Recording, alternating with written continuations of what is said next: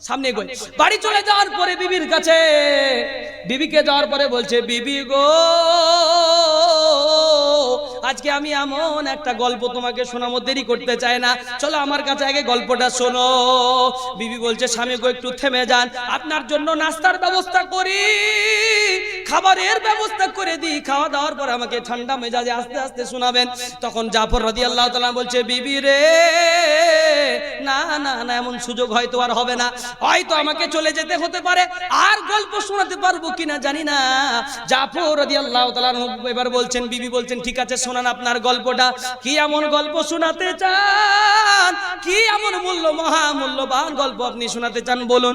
সঙ্গে সঙ্গে জাফর রাদিয়াল্লাহু তাআলা বলছে, বিবি রে আজকে ফজরের নামাজের সময় আমার নবীজি বলছে, কারা কারা যুদ্ধে অংশগ্রহণ করবে হাত তুলো।